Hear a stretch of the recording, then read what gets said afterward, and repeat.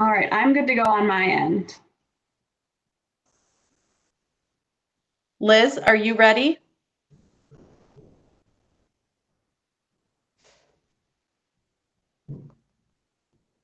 Thank you. Yes, Anne will be speaking in just a moment to introduce herself and I believe you, Emily. Okay.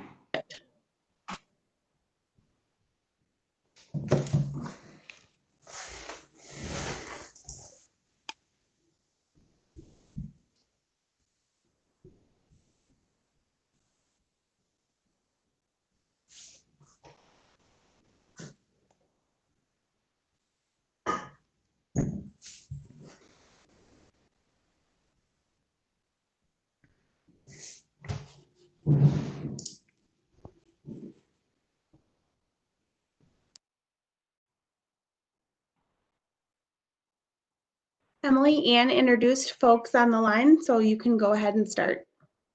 Okay. Annie, go ahead. Okay, my name is Annie Schilling. I am the chair of the Heritage Preservation Commission for the city of Edina. Before we call this meeting to order, I just want to let everyone viewing know, if you would like to call in and listen live to this meeting, you are welcome to do so. That number is 833-360-0793. The meeting ID is 918-5293. You can also access a live stream of this meeting on the City of Edina's YouTube channel as well. With that, I would like to call the meeting to order. Today is Tuesday, July 14th, 2020. And Emily, could we get a roll call, please? Yes. Commissioner Longquist. Here. Commissioner Pollock. Here. Commissioner Cundy. Here. Commissioner Birdman. Commissioner Woodmeyer. Here. Commissioner Nemo. Here. Commissioner Everson. Here. Commissioner Hassenstab. Here. And Chair Schilling. Here. Thank you for the roll call. The first order of business, we have a meeting agenda. However, Emily, will you explain what's going on with the agenda tonight? Yes, the applicant has requested that they not be on tonight's agenda. So they have withdrawn their application right now. They are working through some items with their client, and I believe they will be coming back at some point with an application, but I don't know much else other than that. Thank you. So we need to move to carry on with the amended agenda that we will not be reviewing the certificate of appropriateness for the 4634 Edgebrook Place. Would anyone like to make that motion? I move we approve with the amended agenda. Okay, thank you, Commissioner Lundquist. Do I have a second? I'll second. Thank you, Commissioner Birdman. I want to also add that Commissioner Birdman has joined the meeting. With that, could we get a roll call vote, please, Emily? Yes, Commissioner Longquist. Aye. Commissioner Pollock. Aye. Commissioner Cundy. Aye. Commissioner Birdman. Aye. Commissioner Woodmeyer. Aye. Commissioner Nemo. Aye. Commissioner Everson. Aye. Commissioner Hassenstab. Aye. And Chair Schilling. Aye. Thank you for that vote. So we will continue our meeting with the amended agenda. The first bit of business is the approval of the meeting minutes taken from the meeting of June 9th, 2020. Do I have a motion to approve those minutes? Motion to approve. Thank you, Commissioner Nemo. Do I have a second? Second. Okay. We have a second. Could I get a roll call vote, please? Yes, Commissioner Lundquist. Aye. Commissioner Pollock. Aye. Commissioner Cundy. Aye. Commissioner Birdman, Aye. Commissioner Woodmeyer, Commissioner Nemo, Aye. Commissioner Everson, Aye. Commissioner Hassenstad, Aye.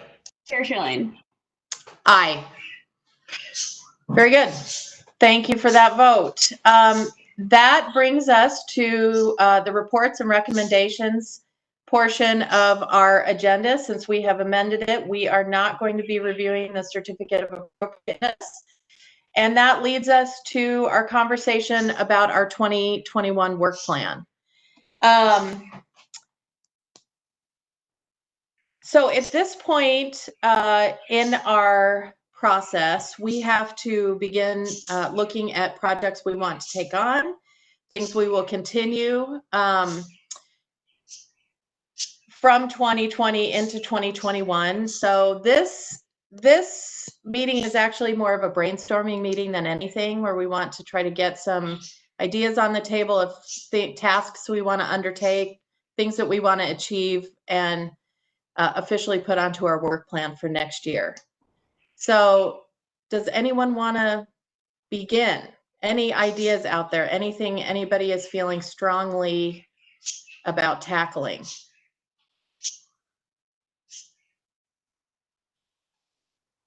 Commissioner Lundquist, I see your hand. I had emailed Emily one idea, which I think we can start perhaps during the remainder of this work year, but to move into the second as well. Initiative 1 and 2 on our current work plan are sort of expanding and engaging properties that are already on the eligible landmark list. So I would love to dive in with sort of a volunteer commissioner subcommittee and work on what are those outreach materials. Could we package a little the pros and cons, the process, work with Emily to see what they have now, and then have a little more proactive outreach if people are interested. I'd love to hear what others think about that.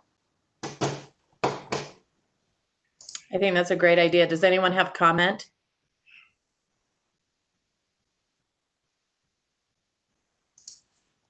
I do, I guess. Jane brought up a good point, especially when we're thinking about brainstorming.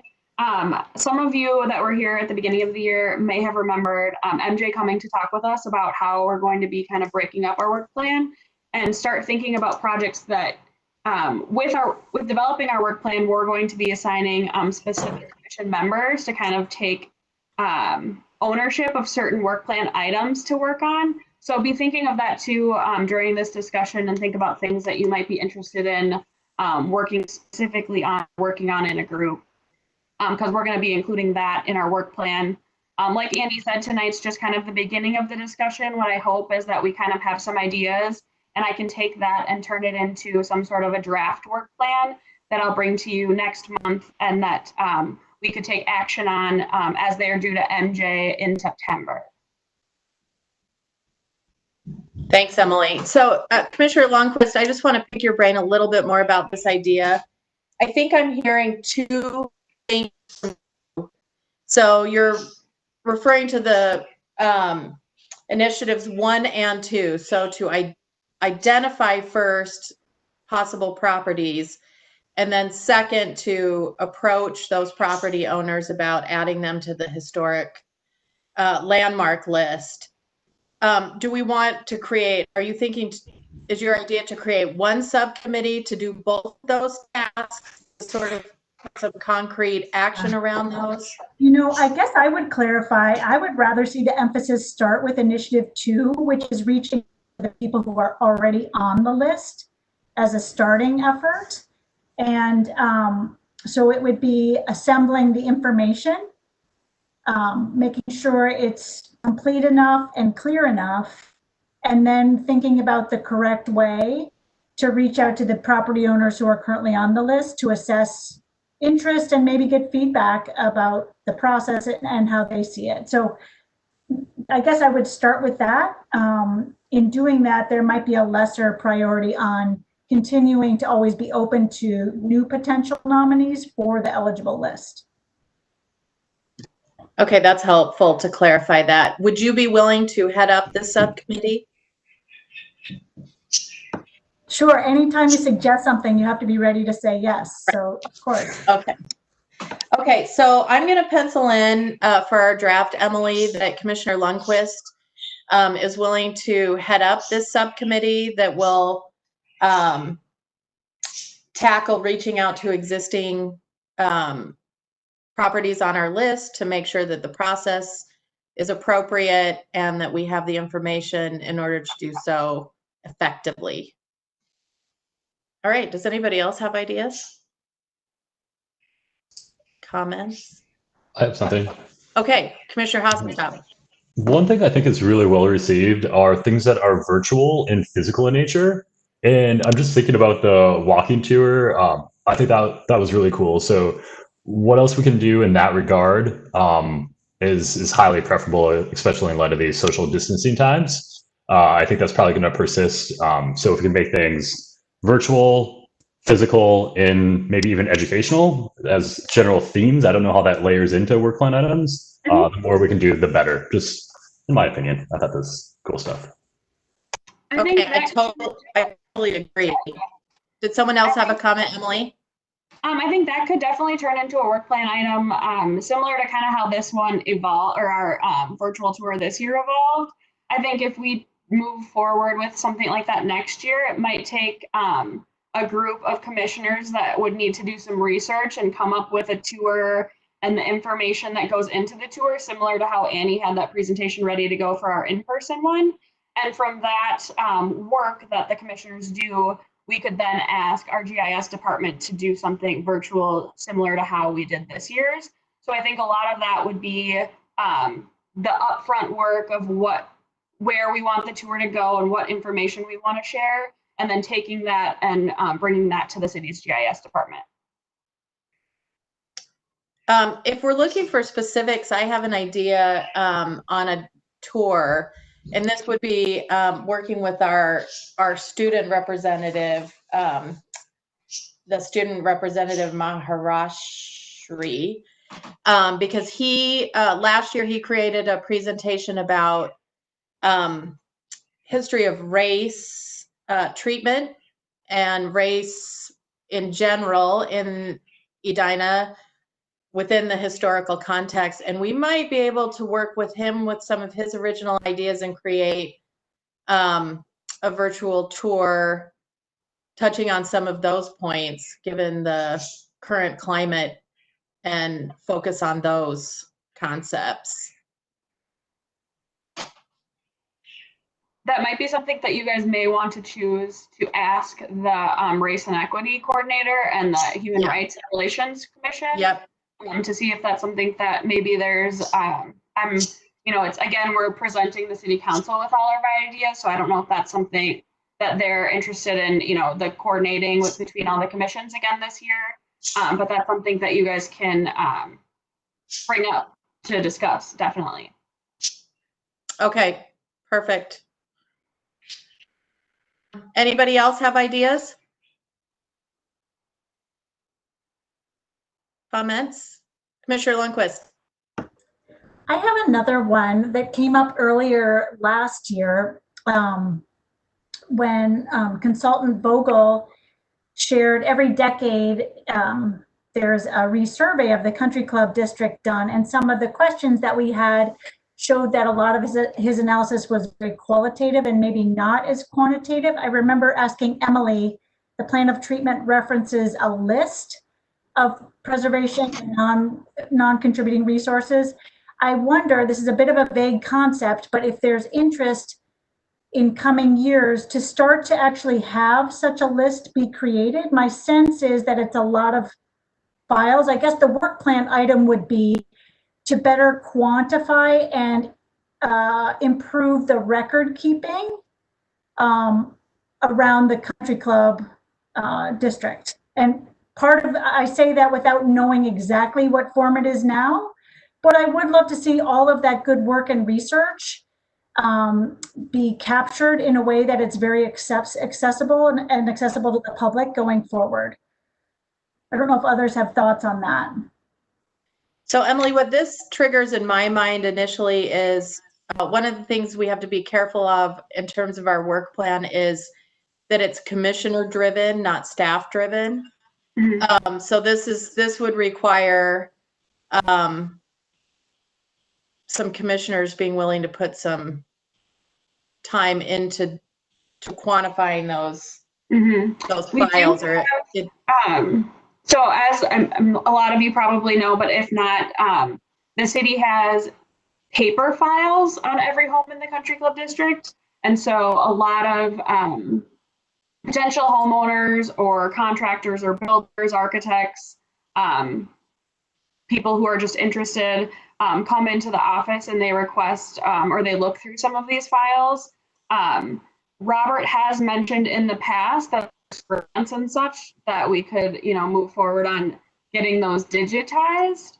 I think instead of that, likely in the way I see it, probably wouldn't be an HPC work plan item. It would be more of a planning department work plan item to work on a grant to get those things digitized, if that's kind of what you're thinking with that, Jane. If otherwise, if you're thinking something else, it could potentially be a work plan item too. I just don't know, kind of depends on what direction you're looking at. I was thinking more a high-level overview, honestly, just a spreadsheet that could live on, that has the year built, the architectural style, whether it's contributing or not, just some basic, what's the basic data we want to capture? We talked about that a little bit at the end of the last survey, just to sort of know how effective the plan of treatment is. My understanding from you, Emily, is that sort of capture doesn't exist. You can't sum up and say, here's how many homes were built this year or not right now. The way it is, it's a file by file assessment, and that seems really inefficient. Yeah, that is, so Robert does have some files. I don't know what exactly his documentation of everything looks like, because he kind of keeps what he has. And then I have some of that in my office as well. I do have lots and lots of paper files that I haven't been through or been able to get through, just with times changing and how we've been tracking everything. So that something similar to what you're describing may exist. I do keep track of COAs by year and what the COA request is. So I have like a document like that.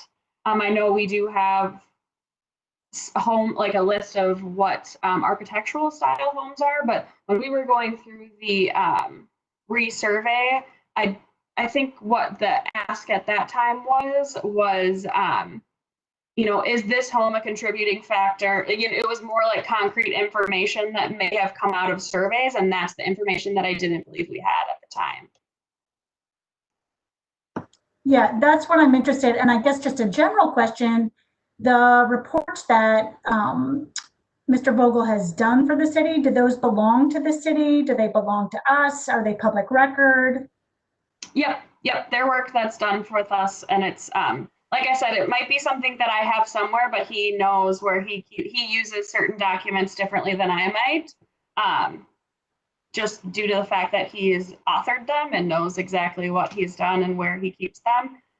But yes, it is something that the city does have ownership over.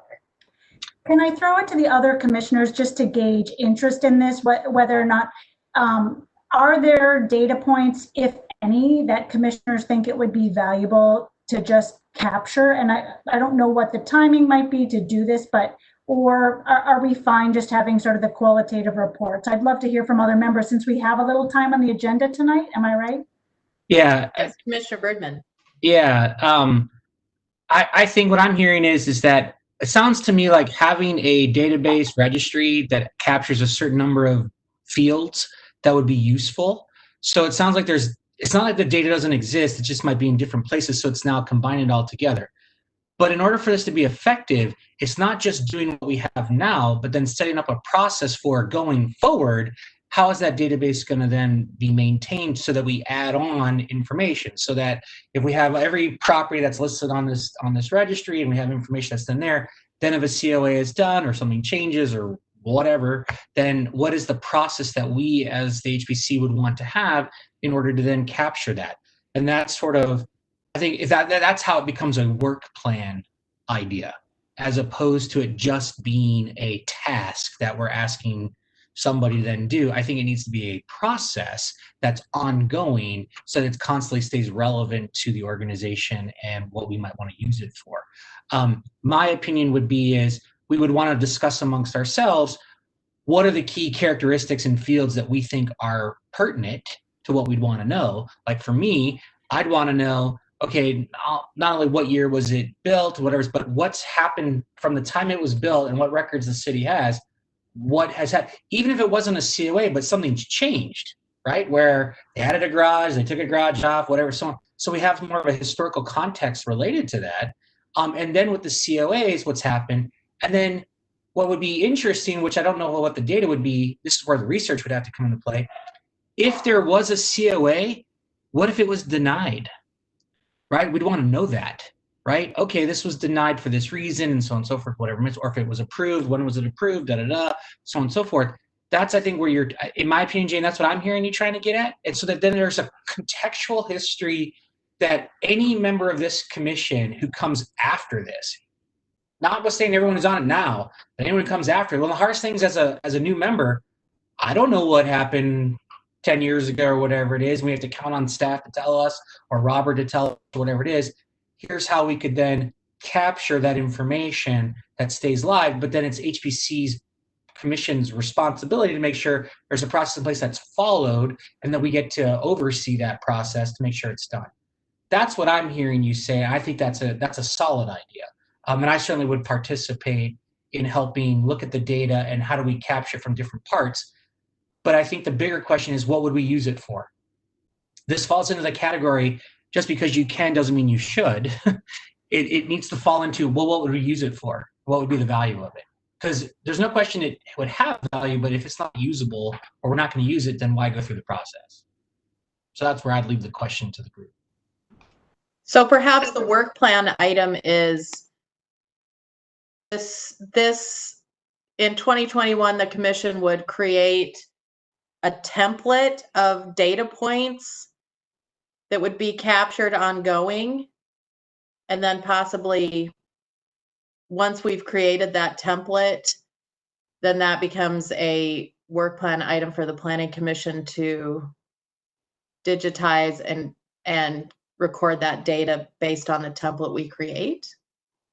Emily, does that seem feasible? Yeah, I think it's more like creating a template of information, you know. Sorry, is that mine? Are you guys hearing me okay? Okay.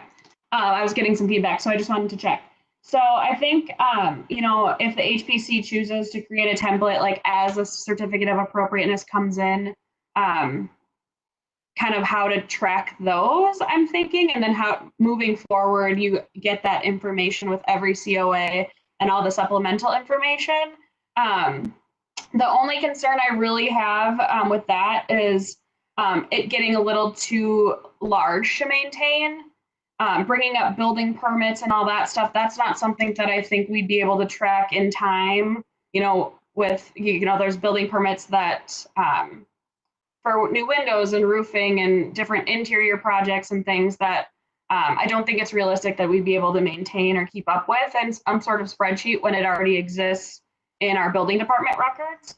So I think we kind of have to take a look at what we have and what resources that the city has already, and not trying to replicate that, but just like you said, gathering the pertinent information that you guys are interested in and kind of getting that for projects moving forward. And then if we get some sort of a process in the future, then how to work backwards as well and get some of that information in for projects that have already happened.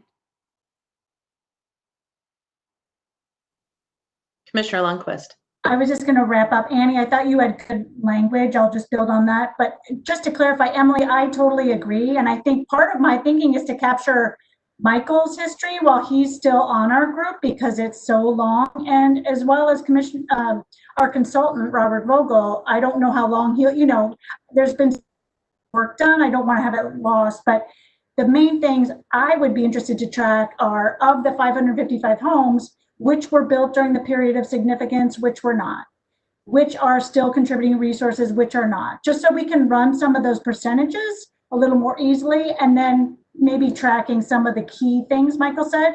But one proposed bit of language would be create a template of data points to track the application and effectiveness of the country club plan of treatment. I'll throw that out as a potential work plan item.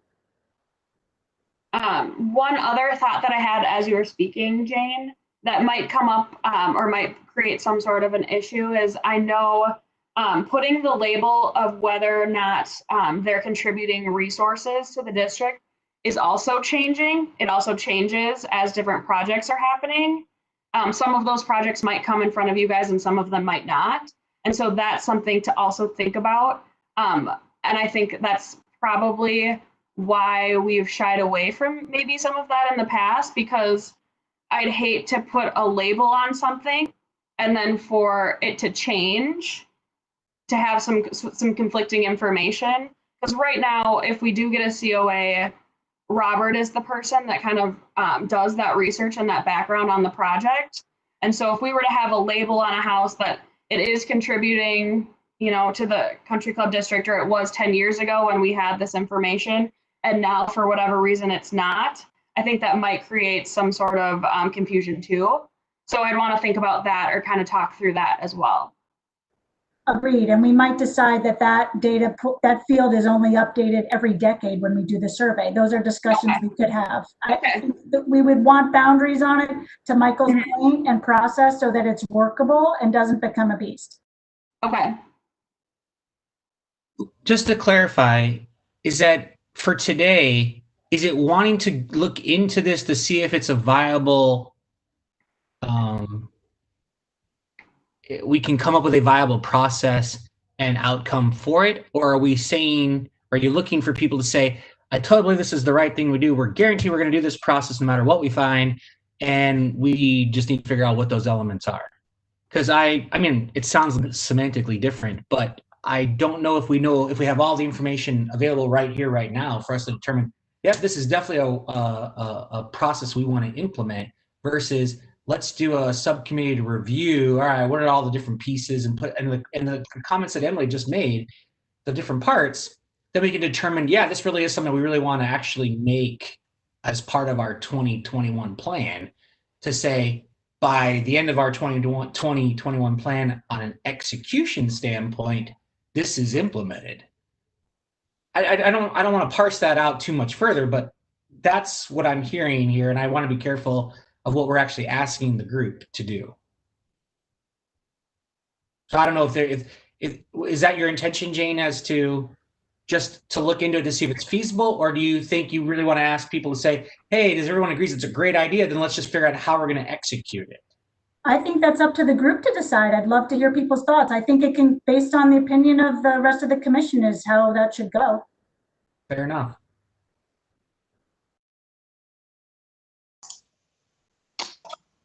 I think an appropriate place to start is to just identify what data we want to collect, or what data we're interested, or it would be helpful.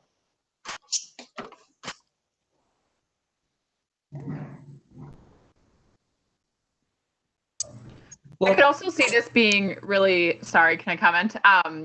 Being helpful for the commissioners on when we see a COA, and let's say it is a Mediterranean style house that we're looking at a COA for, that we could pull this data and say, okay, what are the 15 other Mediterranean style districts? So the commissioners could drive by those houses and maybe gather kind of what the spirit of that style is. So it really is maybe a tool that can help the commission too. And it could be on the planning side. If a homeowner comes in and wants to do a project, you could say, here are the 15 houses in the district that might be precedent for you. Just an idea. Emily, would it be possible for the group to have, through the city, so it's maintained by the city, is there a way for us to have like a Google sheet that we could come up with, or everyone could contribute, here are the fields that I think would be interesting, and then they could almost like even put a vote to say, yeah, I like this one, they could prioritize them or whatever it is. Would that wouldn't violate any sort of open meeting rules or whatever, is if we're doing a kind of a shared, just to get the ideas down in some usable format? I let me do some checking. I can definitely check with MJ. I know we did some of that with, there was task force with like the comprehensive plan that we did. We had some different overlaps with different Google Docs and things. So let me double check on that. Is that something that you guys would like prior to next meeting, or is that something that if this is on the work plan that you guys would? That was going to be my recommendation, because I think it might be hard to do it tonight, but we need to think about it. But if we actually had a workable, shareable document to where we could just start populating fields, and then people can then sort of say, like it's priority, not priority, whatever it is. People can kind of, we could get a better sense of all the different, and then as you're reading them, you might say, yeah, I really didn't think about that one, or hey, this is missing, or whatever. It just might be a better way to brainstorm than us right here, right now, trying to think through that. I think that might be less tenable. I think that would be helpful. One thing I would suggest is for our work plan item to keep it, if this does get on the work plan, and I could draft some language for next meeting to keep it kind of, I don't want to say vague, but to keep it vague enough that then that would be part of the process if it's on the work plan, because I don't want to get ahead of ourselves on starting this work plan item before it's actually on an approved work plan. So I don't want to get too far down something if it's not approved ultimately. Not saying it wouldn't be, but so I think if we keep it kind of more vague throughout this building our work plan process, and then once it's approved, we could see if that would be something that we would have as an option to kind of brainstorm as a group to help that subcommittee that would be working on it then, if that sounds okay. Yeah, that makes sense.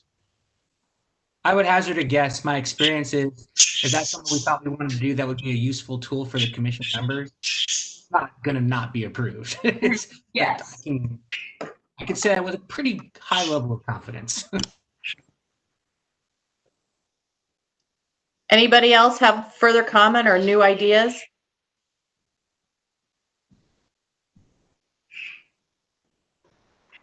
I'm going to throw out also that I would like to try to pursue a grant for the next step of the archaeological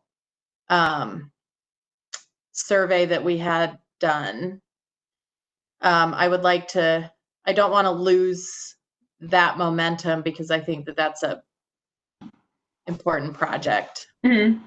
Agreed. And I think that's what's important for all of our new members is to realize that now that will fall into our lap as to making sure whatever the process is that we need to do to go get that grant or whatever it is and so on and so forth, rather than it being staff's responsibility, it now falls to our responsibility. Even though we could probably get some guidance from our consultant, there's going to be a part, whoever wants to be in part of that, there's going to be some work that has to be done by the membership, which is different than where we were a year ago. Well, that's what I was going to bring up. Sorry, I feel like I keep interjecting and it's really your guys' conversation to have. But I want to talk with MJ about that item specifically. That may be something that would move off of an HPC work plan and get moved to the planning department work plan or my personal work plan to the work with Robert to get that done, as opposed to you guys working with him to do a grant application. It just makes more sense how it kind of worked the first time. It's just Robert and I worked on that, and it came, you guys were involved in the education piece and everything else with it. So that might be something that happens too. I don't know, Emily. MJ might have an issue with that. I don't want to put words in her mouth. I don't know what she'd like, how she'd like, or how she'd envision that. I'd also have to talk with the community development director and see what his thoughts are on that as well. Very sweet of you to offer. I mean, this is going back to when I was chair. That was a thing that we got through and stuff like that. So that's why I'm making a little bit of a joke about it. But yes, ideally that would be better. But I was trying to at least bridge to the point of where she wanted us to get to that, to go from there. Yes, so I would look forward to hearing your feedback on that. Yeah. So Emily, if the grant writing portion of that does fall onto your work plan or does not land on the HPC's work plan, is there something in conjunction with that? Like we could say, if the grant is accepted and we move forward with that project, the HPC works with the archaeologist in order to do some public outreach or do something like that. Yeah, I think we could add something like that. I could put together some language on how that would work too, because I'd have to try to figure out how to word it essentially. But yes, I think Because I would like this commission particularly to remain with our finger in that pie to some extent. mhm. Because I think it's an interesting element of the work we're doing as a commission. Commissioner Pollock. Rachel, you're muted. Swore I unmuted myself. Can you remind me where we're talking about doing this archaeological survey? Like what part of Edina? So we didn't have, so what the first phase of it was, we worked with an archaeologist to kind of put together a general map of higher potential areas in Edina. And so the next step in that, the next step is kind of outlined in his report, but the next step would be to test the model essentially. So we didn't have a location or a specific location in mind, but it was essentially to test the model. So do some testing sites is my understanding of it. That's how I understood it as well. Commissioner Lundquist? I was just going to suggest maybe an item for next year's work plan is to do public outreach around phase 1 of Jeremy's work. There was some great publicity, but maybe we want to revisit it. And, Mark mentioned virtual things are popular. Maybe we want to encapsulate, like you did with your walking tour, some of the high level concepts so they're not lost and packaged in a way that the public could access. I think that's a fantastic idea. Commissioner Nemo? Oh, and then I also just wanted to chat about the COA that we were going to talk about tonight, how there was that suggestion to do a shovel test. Is that something that that in those kind of hot spots that were identified that is now part of permitting, or is it just because it was for a COA, or can, someplace in, another part but of Edina, not in the district that potentially is in a hotspot, would that be part of their permitting as well?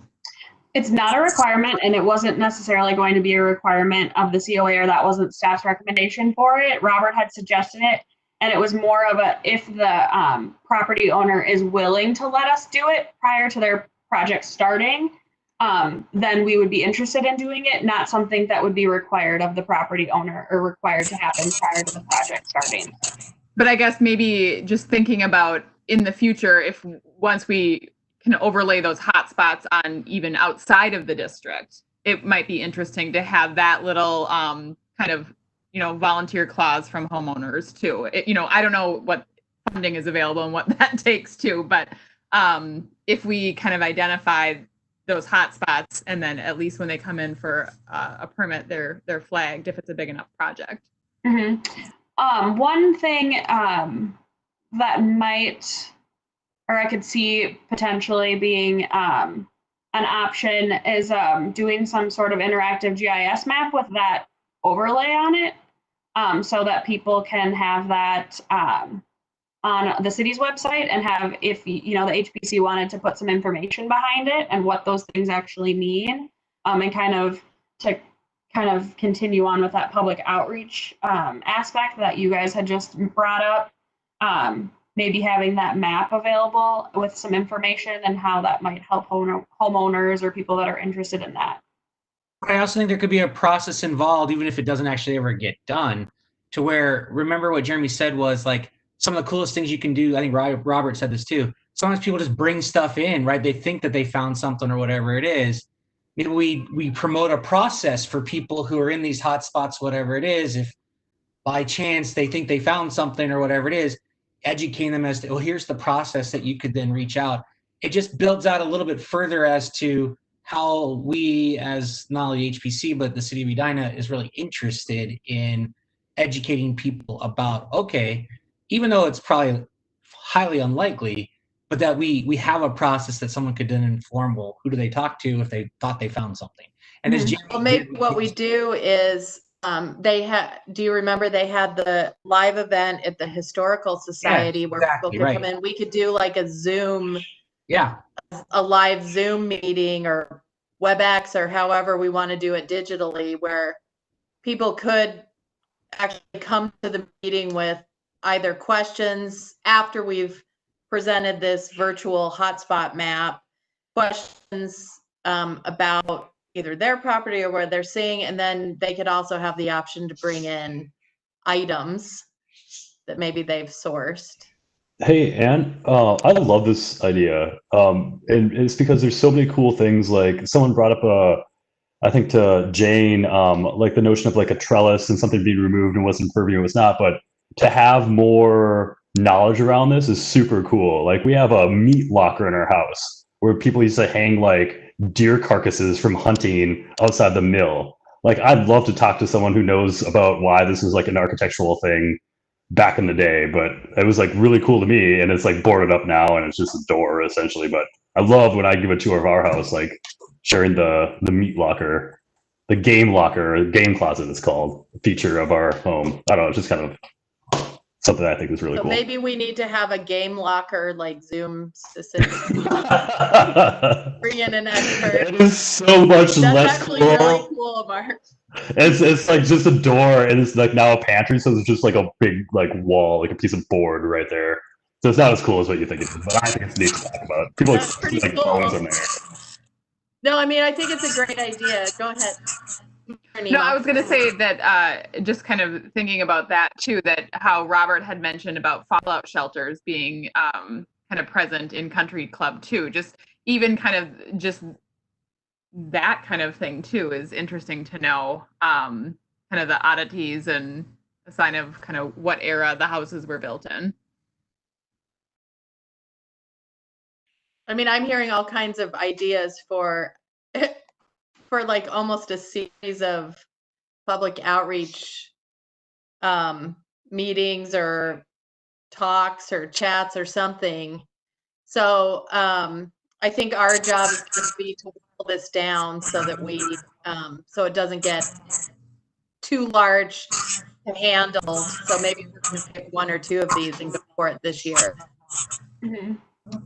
One thing I wanted to bring up that we talked about is the preservation award. If there's anything, I know Jane did a lot of work with that this year, but if there's anything ongoing or something, anything that needs to be continued with that next year, assuming that you guys want to continue to give that award out, if there's any changes or anything that needs to be made with that process, or what you guys are thinking with that.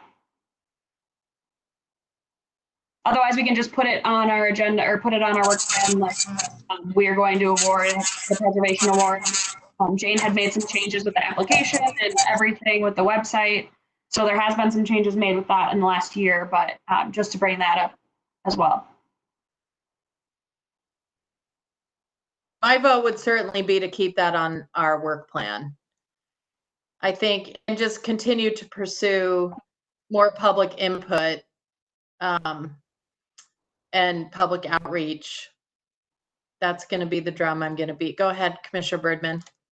I would say the one thing I would also encourage us to really think about is, and this has been a kind of a button for me for the last many years, but we really have never quite ever pressed it. And I would like to figure out if we could figure out how to develop this button to press it, is getting into the idea that there's so much more out there in the Edina community that isn't about the district, that there could be some crazy things. Like if you're talking about fallout shelters, you're talking about these game lockers, whatever. Those could be not just in the district. Those could be even more crazy stuff in other parts of our community.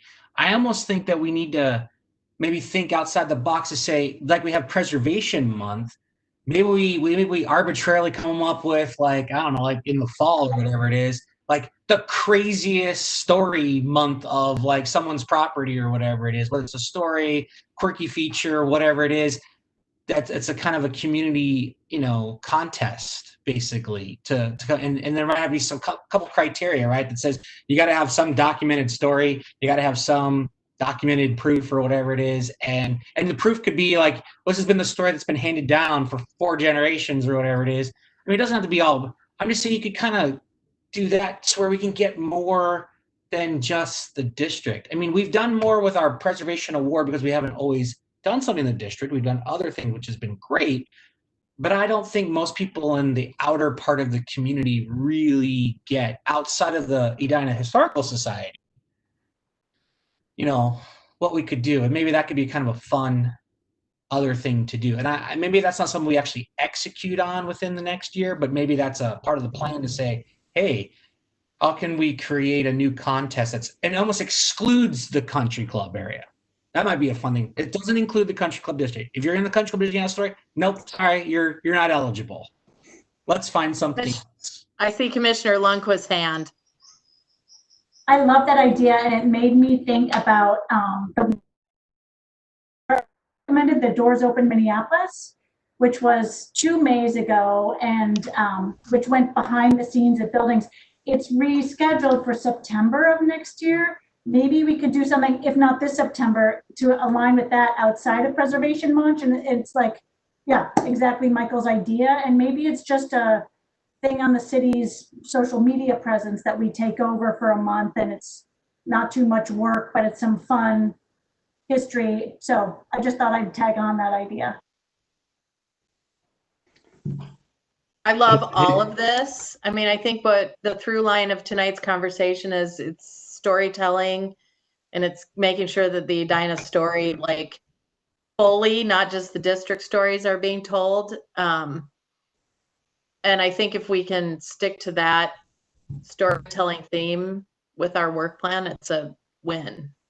One thing that I like along these similar lines is there's some properties around that, you know, aren't in the district and maybe probably aren't heritage sites that are of super interest to the community. Like, it's a big tract of land with like a overgrown house. Like, maybe around Halloween time or October, we delve into like, what is the background on these sites? Like, is there history there that we can unpack or learn more about to share interest with the community? Again, that isn't related to the neighborhood or known sites, but at least will drive similar types of interest and fascinating things in terms of community engagement. And I don't know, I'm on this like Facebook group that always talks about, oh yeah, that's old Professor Johnson's house. You know, there used to be great parties there in the 60s, and now no one knows what's happened the last 40 years of this property. Like, there's a couple of those around, like on 162, just big old houses that no one knows anything about besides kind of rumors and conjecture. I think that'd be kind of cool along these similar lines. Emily, I have a question. Would it be a good idea, as one of the items on our work plan, to create a joint either event or public outreach of some kind in conjunction with the Historical Society? Or do we want to just keep it within the city boundaries? I guess that's up to you guys. If you know, it would be something that, like we've said, on a lot of this stuff, it would be research that the HPC members would be doing. So if you guys would be working with the Historical Society, and that's something that they're willing to do, you know, they have their own programming and their own schedules and things too. So it'd have to be conversations that you guys might have with them to see if that's something that they're interested in. Or what they could help with, or what they'd be willing to do with some of these ideas. Okay.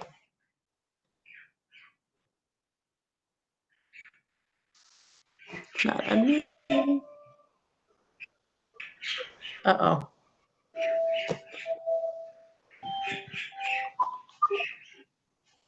I'd say go ahead, Rachel. Okay. So not to add to this list because it's awesome and I love all of these ideas, but just following on that, I was on their website and it looks like they had something on there talking about Edina schools, and maybe that was going to be the next thing that they were going to be looking at. And I think it would be really interesting, you know, if we're talking about creating content, like educational content specifically for kids too, to, you know, help with a history of each of the schools, or just like, you know, schools in general in Edina. We already have, you know, historical assets that we have, you know, that information on. It's on our walking tour. But, you know, adding to that, you know, what's the history of the school that, you know, you're taking classes in right now? Can we get, you know, photos and other information, of students from years past. I don't know. I think that would be interesting to create something like that. Again, obviously, that would be some, partnering with the Historical Society, but that's, I don't know, just an interesting thought.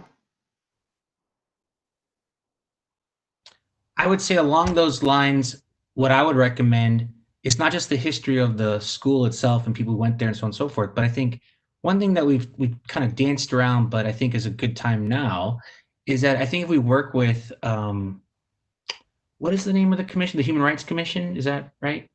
And Yep. human rights also kind of deals with race and culture and all that kind of stuff too, or is there a separate one for that? I can't remember. Nope, that would fall under, there's arts, there's an arts commission, arts and culture commission. Yeah, But and not so much that. I think it's more the human rights one, more of I'm thinking that heritage kind of, especially in today's world, I think is very pertinent as to what is the, what are the truths, right? What are the facts and truths about things? So I think the schools for education purposes for the students is also how could we be impactful to try to generate a fuller story of Edina, right? Not all the good, but some of the darker parts and the overcoming parts and whatever it might be.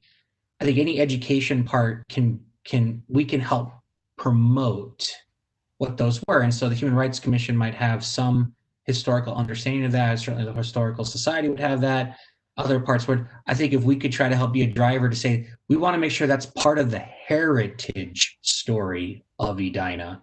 How do we, I'm not sure what the right word is. I don't want to say manufacture, but how do we curate, I guess is probably the better word. How do we curate that using the different elements that are there?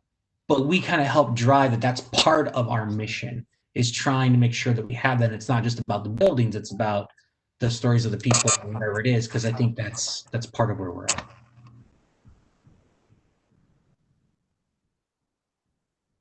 One of the things, it's also friendly, right? If it could be kid friendly, that's even better.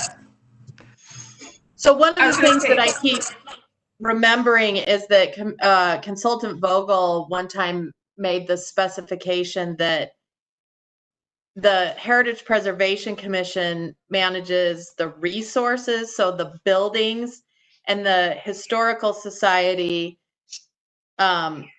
keeps track of what happened inside those resources. So that's another tenuous line I think we have to sort of walk. It's easy to be drawn into what happened inside the resources, but we have to keep our eye on the ball that we really are talking about. Our work is on the resources. And I think also to like further, it's an independent school district, so it's not they're not under the umbrella of the city as well. So if we were to kind of think about getting schools involved too, that's another kind of whole entity. At one point in time, we had talked about outreach and maybe working with the parks department too. Is there a way to have interactive things at the parks too? Is that, obviously that's a huge thing to do, and perhaps it's kind of better in the virtual sense too. But just thinking that if we wanted to kind of stay in our city lane, the parks would be a great way to kind of outreach the wider community.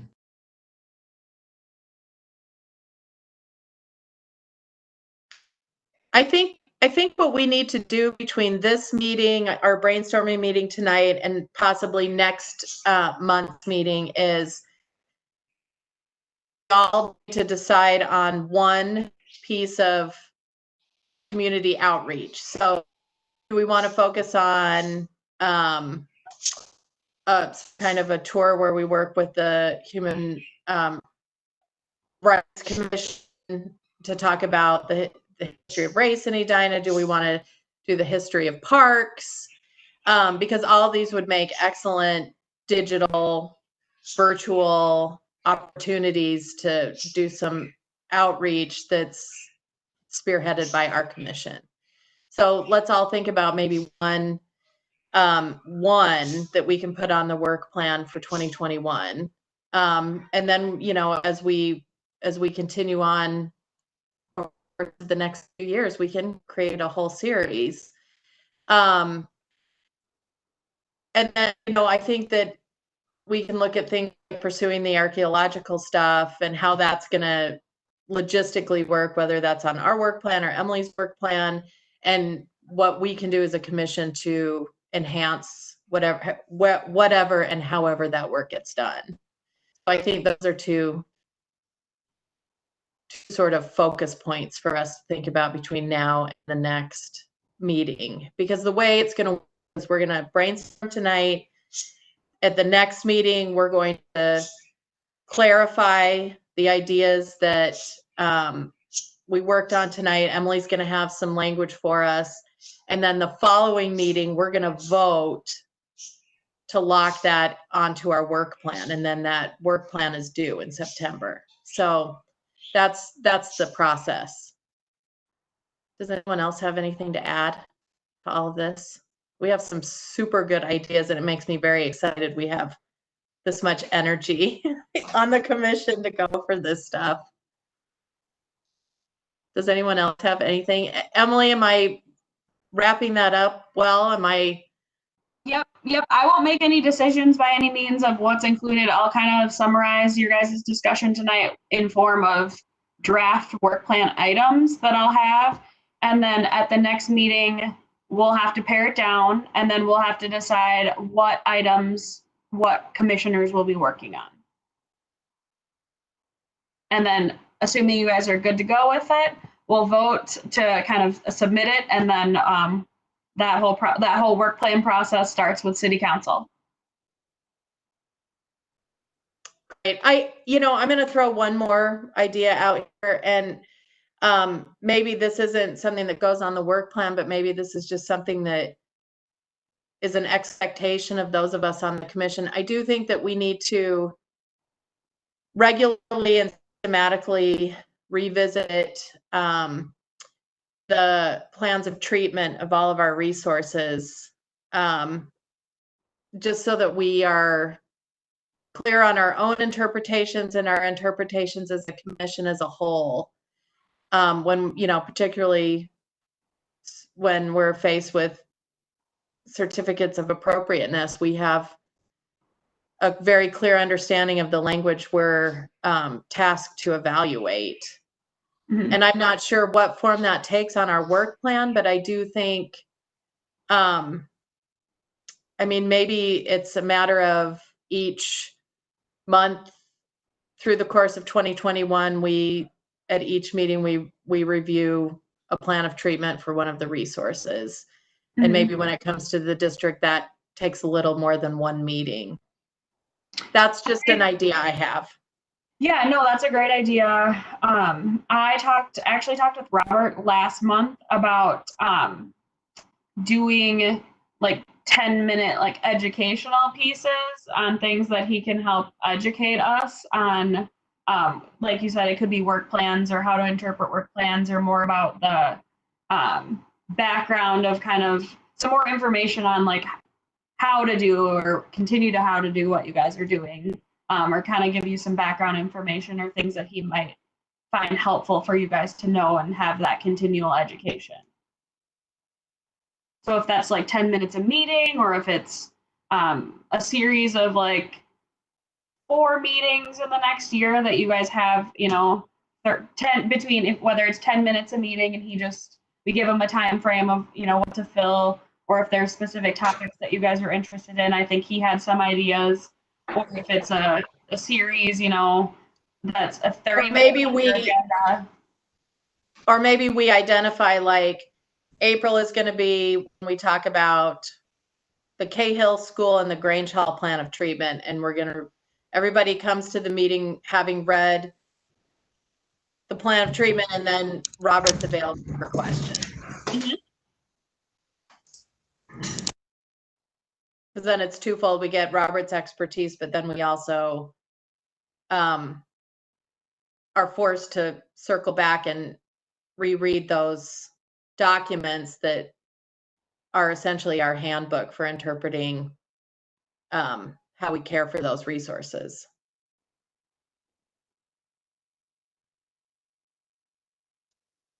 All right. Anybody else have anything to add to this brainstorming? Okay. I am feeling ready to move on to the next item on our agenda, which is chair member comments. So I do have something that I need to bring up to the group. We need to, so one of our initiative 9 on our existing work plan is to appoint 2 members to provide feedback to the Human Rights and Relations Commission that's doing joint work with the Arts Commission. They need 2 of our members to be part of a subcommittee that's doing work on that's around facility, public artwork, and decor. I did attend a couple of these meetings, but we're at the point where I need to give them 2 names of commissioners from this commission who are willing to participate in that. And I did get a message from the chair of the Arts and Culture Commission, and she told me that they do have a meeting already scheduled for this Friday at 4:30. So I don't know if that is a deal breaker for anybody here, if anybody's interested in participating in this. Do I have any volunteers? Can you take a nomination? Sure. I would like to nominate Commissioner Longquist. Oh, Commissioner Longquist. Thank you, Mark. I'm gonna decline and pass it back to some others. I feel like No. Sorry. I was going to say that what a great opportunity for some of our newest members to actually expand their horizons and so on and so forth. Is that meeting virtual?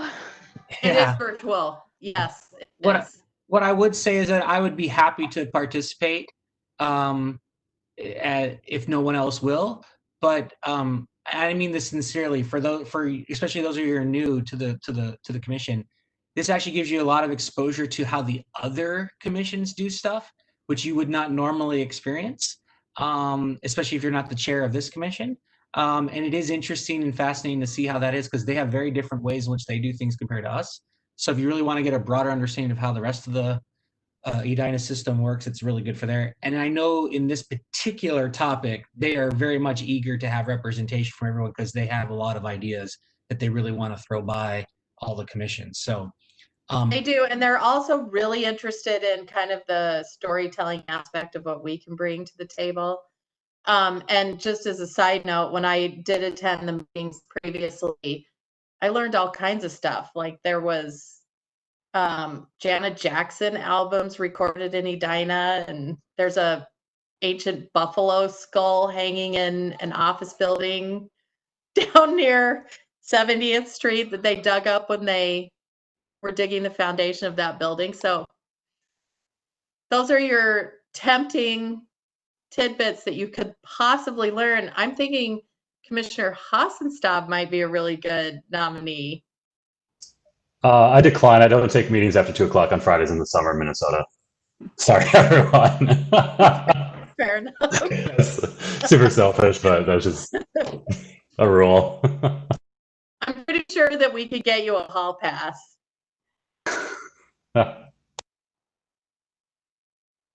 You know, I'd love to do it. I'm not around this Friday, but I mean, can they do? So, Commissioner Woodmore, I could definitely put your name in and just tell her that you're unavailable this week.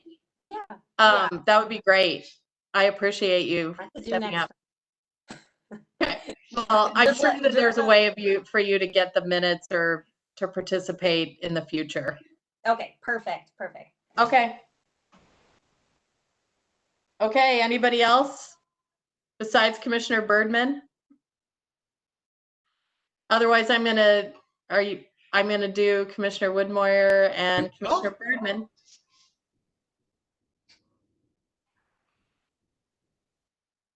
Okay. That's it. Okay, thank you, Commissioner Birdman and Commissioner Woodmoyer.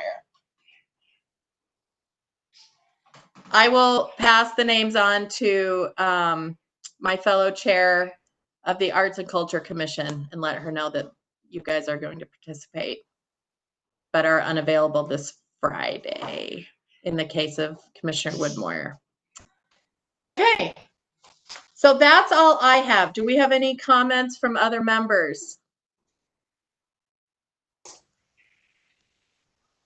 I have a comment. I got this book recently on Amazon, and it's awesome. So if you guys have or haven't got this book, maybe I can send this to Emily, like a link to it or whatever.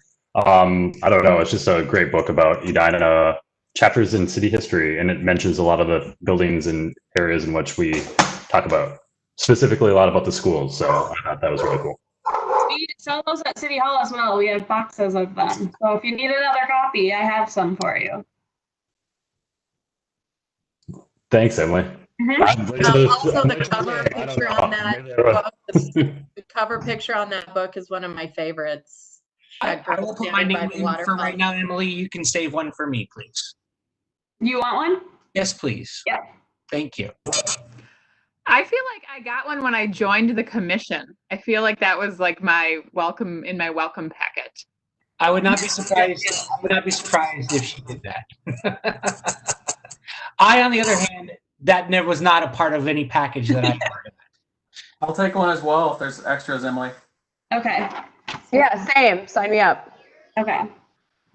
Thank you. Okay, any other member comments?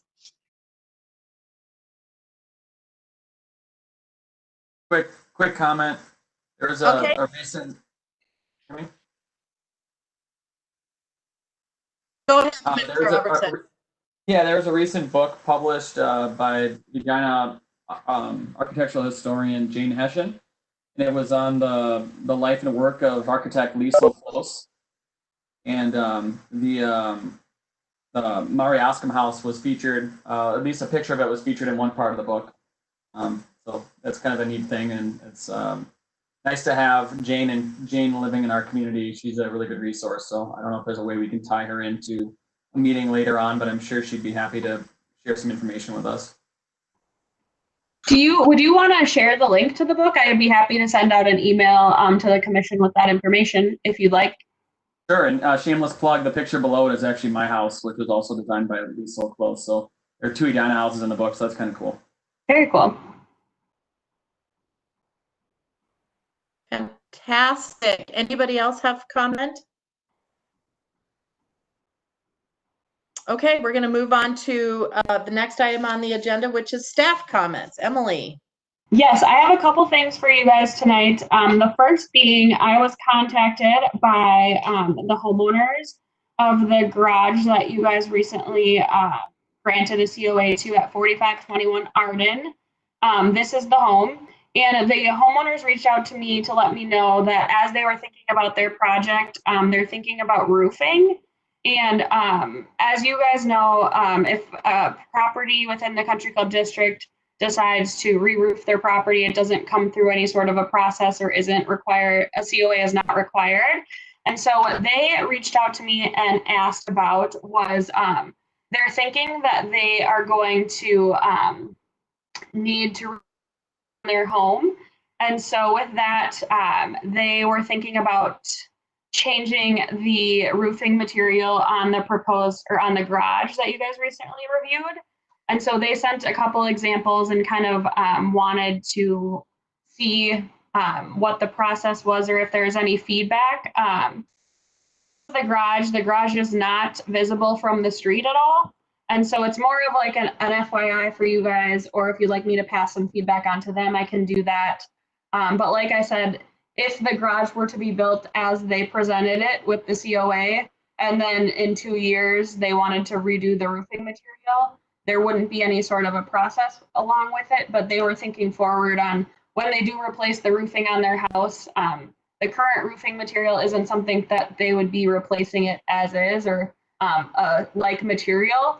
And so they were kind of thinking ahead, and rather than replacing the garage material or the roofing material in their garage at that time, they would like to look at what they would be replacing their home's roofing material as and use the same on the garage. So I don't know if you guys have any feedback for them or if you'd like me to pass along. It's more of just an FYI for you guys I wanted to share because they did notify me of the change. So this is the red roof is their home.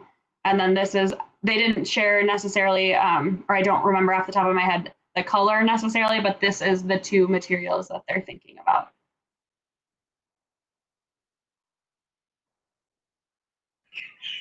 Go ahead, Commissioner Lundquist. If any of the architects have preferences, we might as well offer them, but I would, Emily, to thank the homeowners for giving us the chance for input. I have no opinion, but if anyone has a thought, we might as well pass it on. Take it or leave it.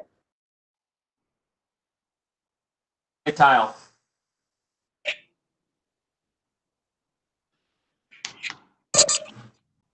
I think this, I mean, opens kind of, I don't know, it's a gray area. Obviously, that first one is meant to look like slate, but it has a little bit of a shadow line to make it, give it some more depth. So I think it kind of, in my book, is more like the panelized stucco of this asphalt roofs meant to trying to look like slate, in which case I would favor the Timberline, the NS shingles in that regard. But I don't know if that's worth passing along to them.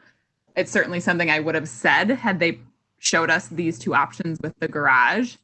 But I don't know what other kind of feedback they're looking for.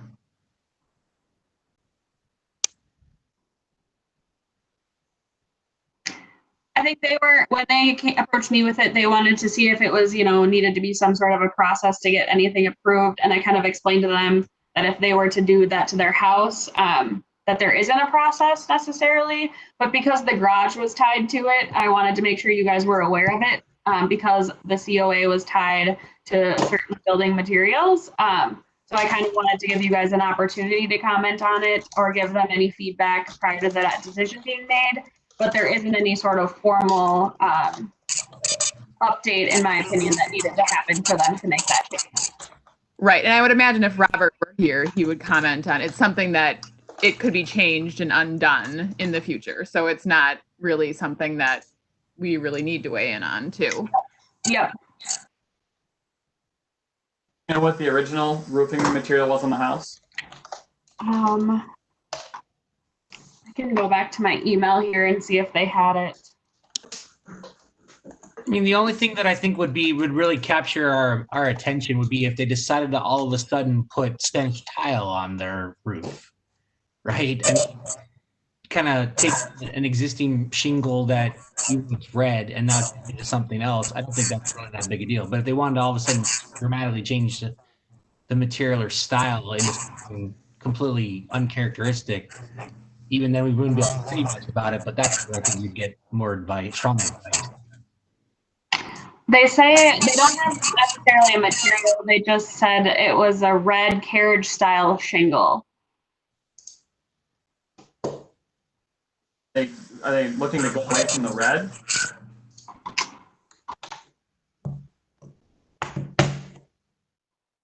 They don't have anything or didn't give me any information on the colors. They would like to go with a more traditional architectural shingle, either slate or shake shingle style that's common in the neighborhood, is what they noted. But the existing, it isn't like a clay tile or anything. It is an asphalt shingle. The current house is. Is that our understanding? That's my understanding. The carriage style shingle is what they noted it as. Okay.